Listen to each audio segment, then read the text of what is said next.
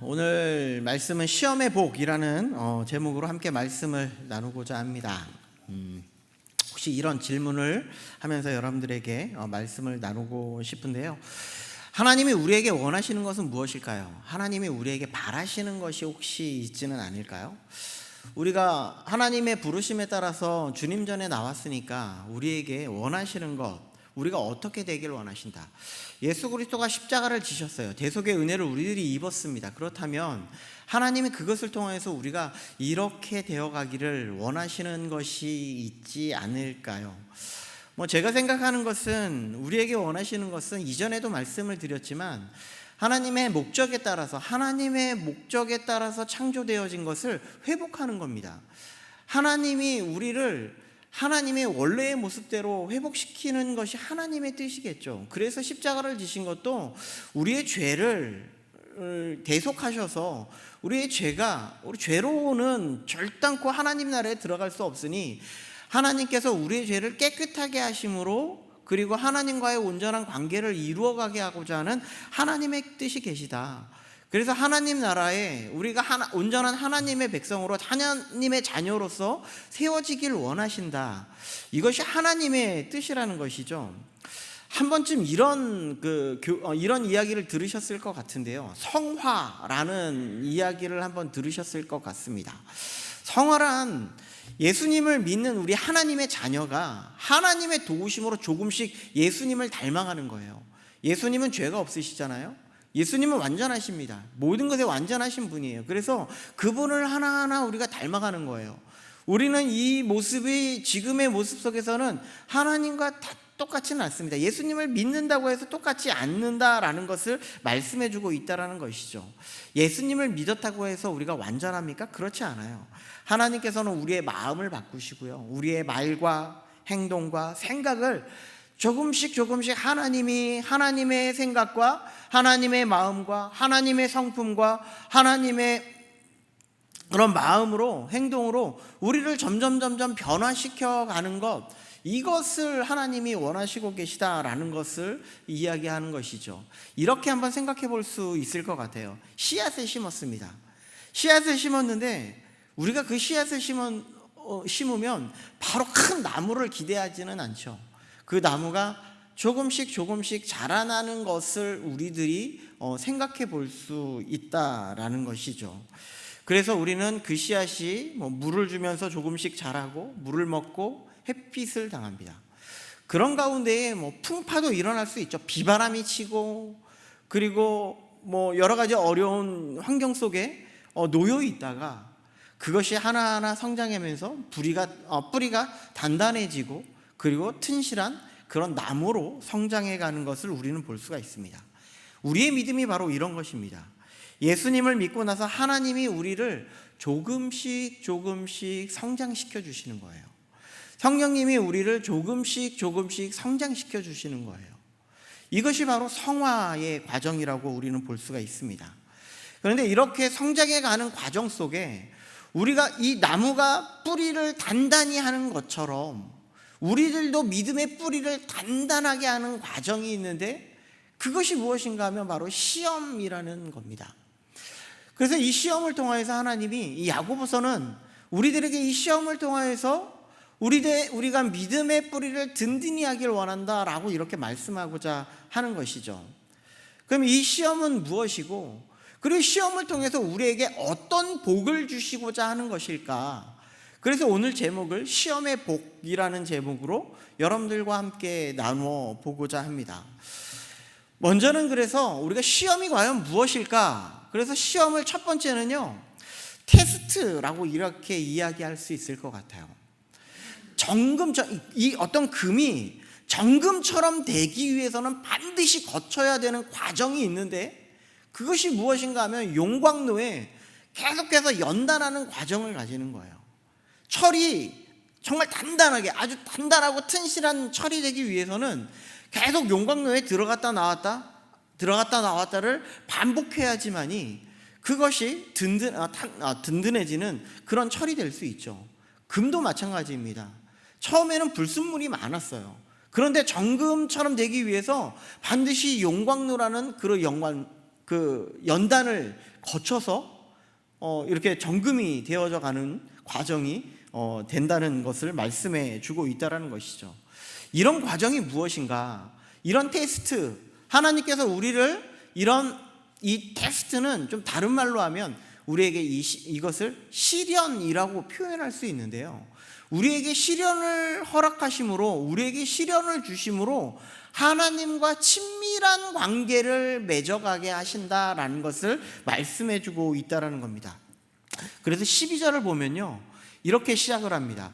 시험을 참는 자는, 이 시험이 바로 테스트예요. 하나님께서 이 테스트를 참는 자는, 이 시련을 참는 자는 복이 있습니다 라고 이렇게 이야기해 주고 있는 것이죠. 하나님께서 이런 테스트를 통해서 우리에게 원하시는 것은 무엇이냐? 우리가 온전해지기를 원하신다. 우리가 온전해지는 과정이 필요하다. 성화의 과정이 필요하다. 이것을 지금 우리에게 말씀해 주고 있다는 것이죠. 그래서 이 시험이라는 것은요, 바로 하나님께 온전하게 되기 위한 그런 뜻이라는 겁니다. 우리에게 어려움이 있습니까? 그렇다면 그것은 여러분들을 더욱더 믿음으로 굳건하게 하기 위한 하나님의 뜻이라는 거예요. 하나님이 여러분들과 친해지기 위해서, 여러분들과 깊은 관계를 하기 위해서 이 시련을 통해서 하나님을 더 찾기를 원하신다, 이렇게 말씀하고 있는 거예요. 두 번째는요, 템테이션이라고 우리는 이야기하는데요, 우리는 흔히 이것을 유혹이라고 이렇게 이야기를 하는 경우가 많습니다. 그래서 이 유혹이라는 것은요, 죄를 짓게 만듭니다. 우리를 죄 가운데 있게 만들어요. 그리고 하나님과 멀어지게 하는 것이 유혹이라는 거예요. 그러니까 이것은 하나님이 주시는 것은 아니겠죠. 이 유혹이라는 것은 하나님이 주시는 것이 아닙니다. 그래서 13절에도 보면 뭐라고 이야기하고 있냐면, 하나님이 나를 시험하고 있어 라고 말하지 마십시오, 이렇게 말하고 있다는 거예요. 하나님이 우리를 시험하고 있어, 우리를 테스트는 할지언정 우리를 유혹하고 있지는 않다라는 거예요. 하나님은 유혹하지는 않습니다. 사람을 시험하지도 않으신다고 이야기를 해요. 우리를 넘어뜨리고자 하는 그런 뜻이 아니라는 것을 말씀해 주고 있다는 것이죠. 이것은 그러면 누가 하는 걸까요? 사단이 하는 겁니다. 사단이 우리를 넘어지게 하고 걸려 넘어지게 하여서 하나님과 멀어지게 하고자 하는 것이 이 템테이션이다 라는 것을 이야기해 주고 있다, 유혹이다 라는 것을 말씀해 주고 있다는 것이죠. 그러면 시험을 받다면 그럼 복은 무엇일까요? 하나님이 우리에게 주시고자 하는 복은 과연 무엇일까? 복을 짚고 넘어가려고 하는데요, 이 복을 알기 위해서는 우리들이 예수님이 말씀하신 산상수훈의 사건을 우리는 돌아볼 필요가 있습니다. 마태복음 5장 3절 말씀해 보니까 우리 같이 한번 읽어보도록 하겠습니다. 마태복음 5장 3절입니다. 시작.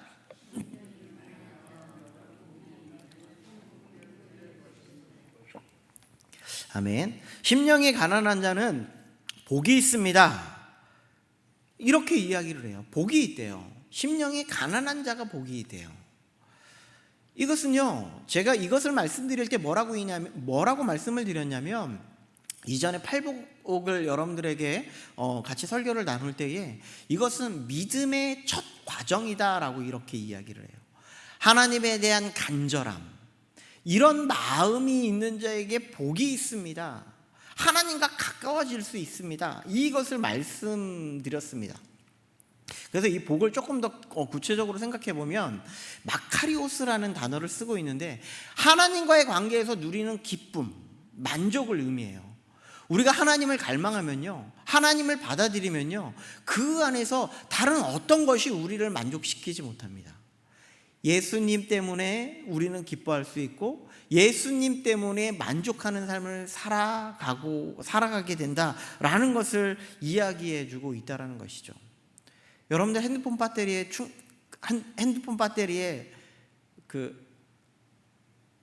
이게 배터리가 배터리가 다 방전이 됐어요. 그럼 어떻게 해야 되죠? 충전을 해야 되잖아요. 충전을 하게 되면, 이것이 연결되면 이제 다시금 핸드폰을 우리가 사용할 수 있게 되는 거예요. 이런 것처럼 우리는 하나님과 연결되어져 있는 상태가 바로 복이라는 거예요. 하나님과의 어떠한 연결점이 있다. 우리는 이 죄라는 것 때문에 우리는 모든 것이 다 무너졌습니다. 그런데 우리는 누구로 인하여서 하나님과 다시금 연결되기 시작했냐면요, 예수 그리스도의 십자가로 말미암아 우리는 하나님과 연결되기 시작했다. 그래서 우리는 충전이 돼가고 있는 거예요. 우리들이 성화의 과정이 점점점 예수 그리스도를 닮아가면요, 우리는 완충 상태가 되겠죠. 근데 우리는 계속해서 충전을 해야 되는 겁니다. 아직 완충 상태가 되지 않았기 때문에 하나님을 닮아가고 하나님의 말과 하나님의 성품과 하나님의 사역과 하나님의 뜻을 알아가는 일들을 우리들은 계속 우리의 마음속에서 누구를 통해서요? 성령님을 통해서 이것을 이어가고 있다는 것을 말씀해주고 있죠. 그래서 하나님과 연결되어 있는 상태를 마카리오스 이렇게 표현하고 있다는 겁니다.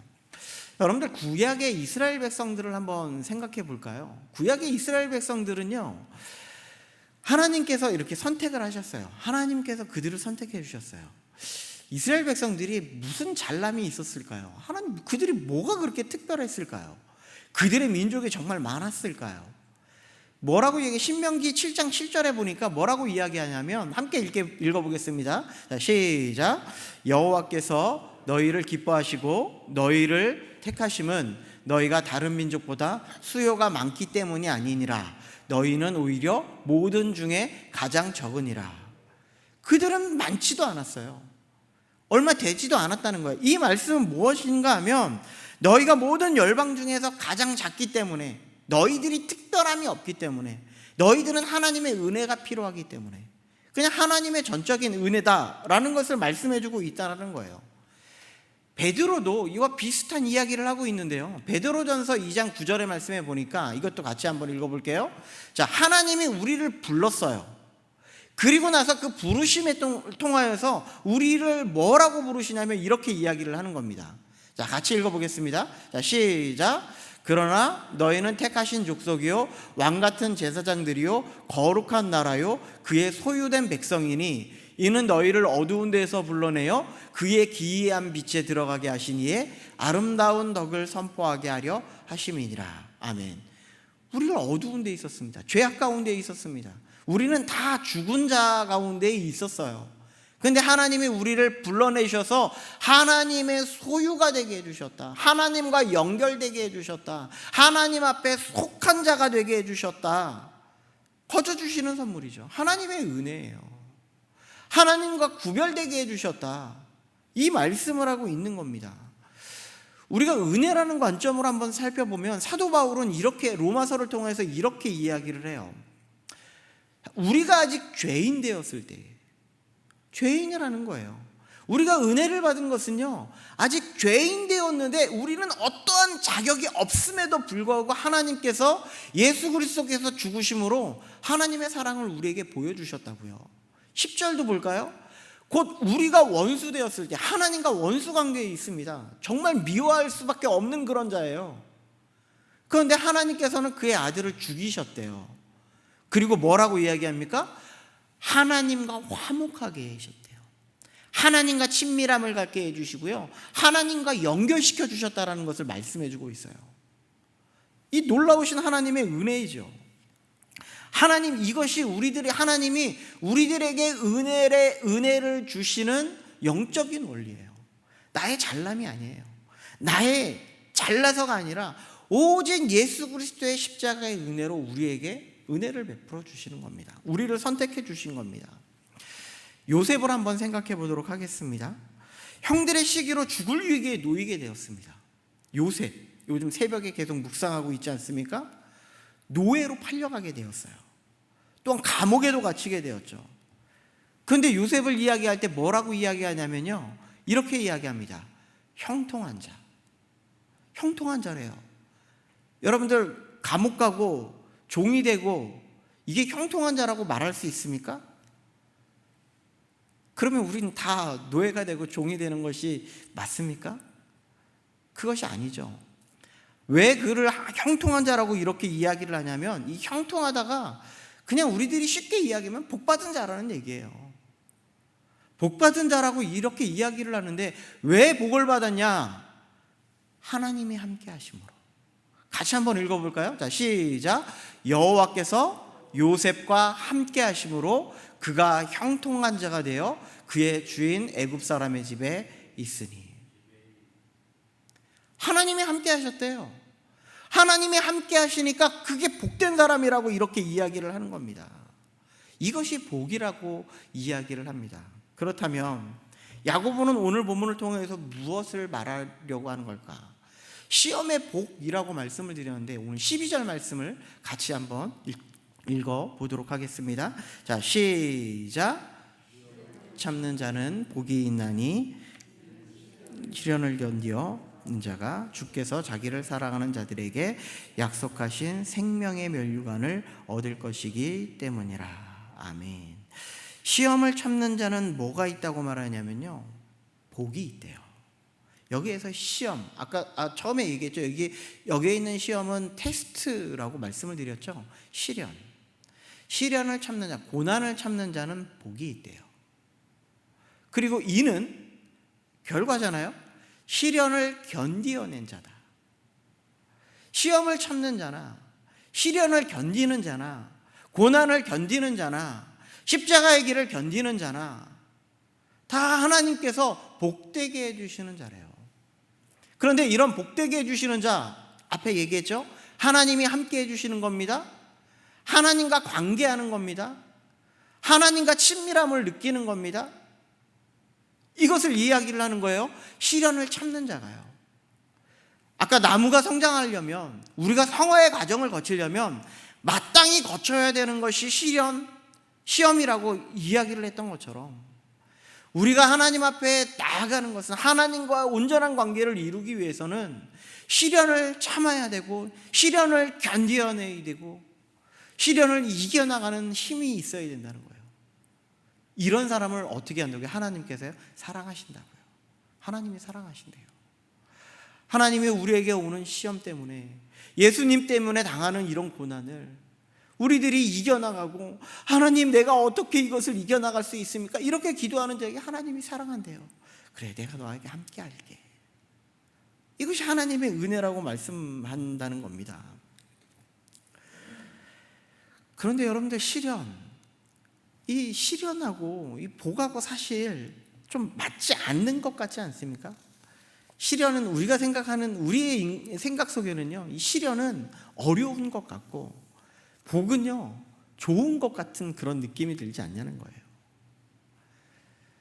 그럼에도 불구하고 하나님은 이것을 통해서 말씀하는 것은, 이것을 참아라, 견뎌라, 내가 그러면 너를 사랑한다. 그러면 이 사랑하는 자에게 하나님께서 주시는 선물이 있다. 그것이 무엇이라고 이야기하냐면요, 생명의 면류관이래요. 너에게 줄게, 생명의 면류관을. 시험을 참고 시험을 견디는 자에게 하나님께서 생명을 주겠다. 한병수 목사님은 이렇게 이야기를 하더라고요. 학생이 시험 점수, 학교에서 시험을 봅니다. 시험장에서 시험을 끝까지 치르는 것, 얼마나 어려워요. 힘들고 어렵죠. 나 이거 못하겠어 하고 뛰쳐나오면 그 사람은 빵점인 거예요. 그 사람은 앞으로 있을 대학의 입시 가운데에 어떠한 점수도 얻을 수가 없어서 아무런 것도 얻을 수 없는 그런 상태가 될 수밖에 없다라는 거예요. 우리는 학교에서 시험을 치르는 것처럼, 시험장에서 시험을 치르는 것처럼, 그것을 끝까지 잘 치면 통과라는 그런 놀라우신 은혜가 우리에게 있는 거 아니겠습니까? 어찌되었든 시험을 잘 치고 나니까 우리에게 면류관을 주신대요. 우리에게 상급을 주신대요. 우리에게 은혜를 베풀어 주시는 거예요. 놀라우신 은혜를 베풀어 선물을 주시는 거예요. 영원한 면류관을 우리에게 주시겠다, 이 말씀을 하고 있는 거예요. 자, 사도 바울은요, 자신의 삶이 끝나기 직전에 가장 아끼는 영적 아들 디모데에게 보낸 유언과 같은 편지에서 이렇게 이야기를 합니다. 우리 디모데 후서 4장 7절 8절 말씀 한번 같이 보도록 하겠습니다. 자, 같이 읽어보겠습니다. 자, 시작. 나는 선한 싸움을 싸우고 나의 달려갈 길을 마치고 믿음을 지켰으니 이제 후로는 나를 위하여 의의 면류관이 예비되었으므로 주 곧 의로우신 재판장이 그날에 내게 주실 것이며 내게만 아니라 주의 나타나심을 사모하는 모든 자에게로이다. 아멘. 뭐라고 얘기했냐면요, 나는 선한 싸움을 싸우고 나의 달려갈 길을 마치고 믿음을 지켰대요. 뭐예요? 믿음을 지켰다라는 말은요, 다른 것이 아니라 나는 지금까지 예수 그리스도를 믿으면서 고난을 당했습니다. 십자가를 졌습니다. 주님의 복음을 위해서 힘썼습니다. 이 말씀을 하고 있는 거거든요. 예수 그리스도를 부인하지 않았습니다. 예수 그리스도를 끝까지 붙잡았습니다. 이것이 고난이거든요. 하나님 가운데 서는 거거든요. 이랬더니 뭐래요? 이제 후로는 나를 위하여 뭐가 준비되어 있다고요? 의의 면류관이 준비되어 있대요. 우리에게 선물이 준비되어 있대요. 그런데 그것이 사도 바울만 있는 게 아니라, 자, 초록색, 주의 나타내심을 사모하는 모든 자에게, 주님이 재림하실 그날을 견디는 모든 자에게, 예수님이 다시 오실 것을 소망하는 모든 자에게 내가 이 면류관, 내가 이 선물을 너희에게 줄게, 이 말씀을 하고 있다는 거예요. 그러니 인내하십시오. 그러니 참으십시오. 그러니 견뎌내십시오. 이 말씀을 하고 있는 겁니다. 그러면 선물로 면류관을 주시겠대요. 그러면 우리는 이 땅 가운데에서 어떻게 인내하고 참고 견뎌야 할까요? 사실 앞에 거는요, 미래적인 소망이에요. 미래적인 소망이잖아요. 종국적으로 이루어질 것을 바라보는 것 아니에요? 이것이 소망이잖아요. 우리는 하나님의 나라를 소망하고 예수 그리스도가 다시 오실 것을 소망하고, 이것이 소망이거든요. 그러면 지금 현재는 우리는 어떻게 이겨나가냐는 말입니까? 우리는 어떻게 살아가야 될까요? 현재적인 복은 과연 무엇일까요? 이것이 바로 하나님과 연결되어져 살아가는 삶이라는 거예요. 우리는 흔히 그것을요, 하나님 앞에 예배하고 하나님의 말씀대로 살아가고 하나님 앞에 기도하고 하나님 앞에 하나님의 복음을 전하고 아름다운 덕을 선포하는 겁니다. 이것을 말씀해주고 있는 것이죠. 그래서 우리는 이런 시련 가운데, 우리는 이런 시련을 인내하고 참고 견디는 겁니다. 그래서 14절에 보니까 뭐라고 이야기하냐면 이렇게 이야기를 해요. 사실은 사람이 자기 욕심에 끌려서 유혹을 당하고 함정에 빠지게 되는 것입니다 라고 이렇게 이야기해요. 무엇에 이끌려요? 자기 욕심에 끌려서. 이 말씀이 무엇이냐면 지난 금요 영성집회 때 말씀드렸던 두 마음이에요. 두 마음. 두 마음을 품지 말라는 거예요. 하나님과 연결된 삶을 살아가라는 거예요. 하나님과 연결되지 않은 삶을 살아가면 우리는 세상의 마음을 품을 수밖에 없다는 거예요. 하나님과 연결되지 않은 마음을 품으면요, 이 세대를 따라갈 수밖에 없다는 거예요. 사도 바울은 로마서 12장 2절에 이 세대를 본받지 말라고 얘기했거든요. 그런데 하나님과 연결되지 않으면요, 우리는 세상과 자꾸 따라갈 수밖에 없는 거예요. 두 마음을 품으면요, 세상의 마음과 하나님의 마음이 공존하고 있는데 우리는 누구에게 더 이끌리냐면요, 세상에 더 이끌릴 수밖에 없거든요. 세상을 더 따라갈 수밖에 없거든요. 욕심에 끌려서 그것을 따라갈 수밖에 없음을 말씀해 주고 있어요. 그렇게 되면 결국은 어떻게 될까요? 그 욕심이 우리를 통제할 수가 없어서 그것을 넘어서 버리는 거예요. 그래서 15절에 뭐라고 이야기하냐면 욕심이, 죄가 사망을, 욕심이 잉태한 즉 죄를 낳고 죄가 장성한 즉 사망을 낳느니라.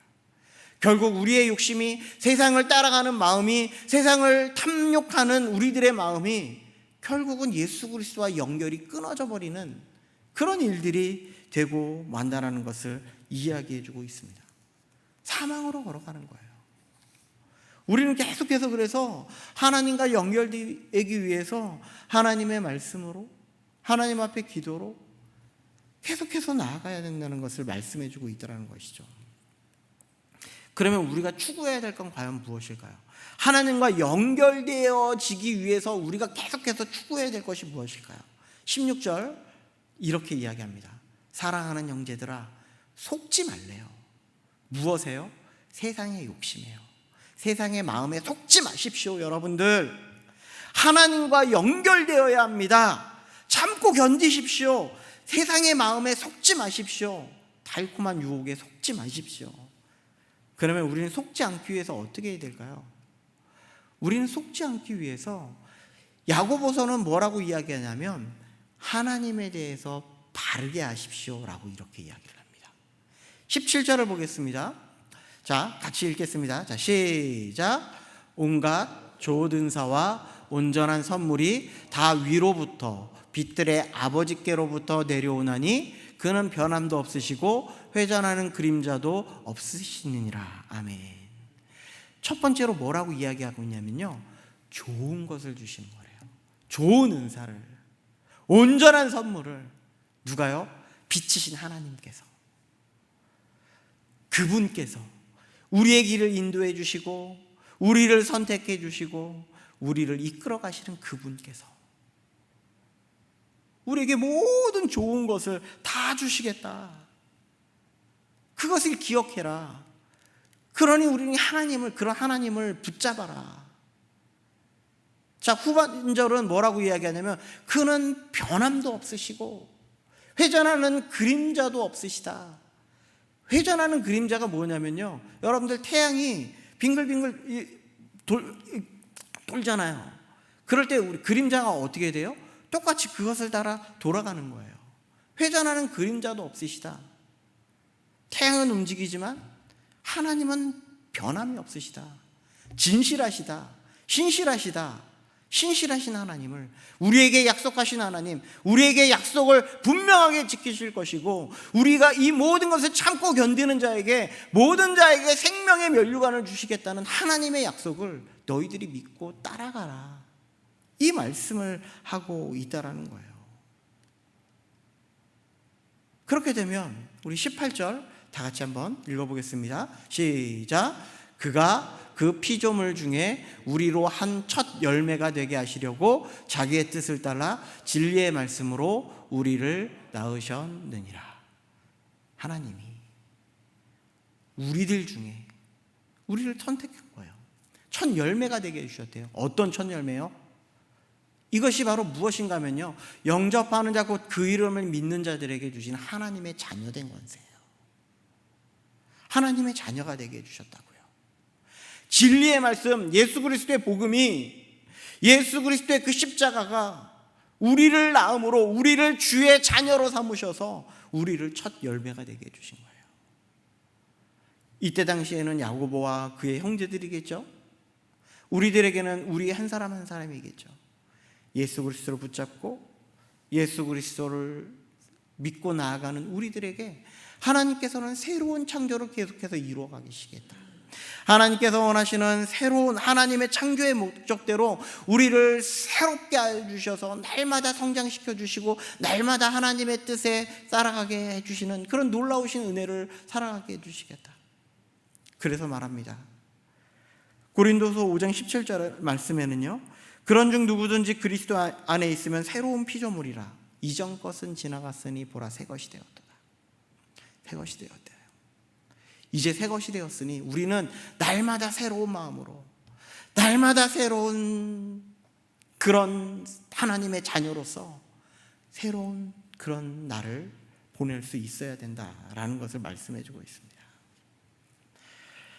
오늘 야고보는요, 우리에게 분명히 말합니다. 시험은요, 우리를 넘어뜨리려고 해서 주시는 것이 아니라 하나님 안에 더 온전하게 하기 위해서 우리에게 시험을 주시는 거예요. 시련은요, 힘들고 아프지만 하나님은 그 과정을 통해서 우리를 예수님을 점점 닮아가게 하신다. 그래서요, 반대로 사단은요, 우리의 욕심을 통해서 하나님과 점점 멀어지게 하고요, 그래서 우리는 두 마음을 품지 말고 끝까지 하나님을 붙잡는 그런 신앙이 되어야 한다.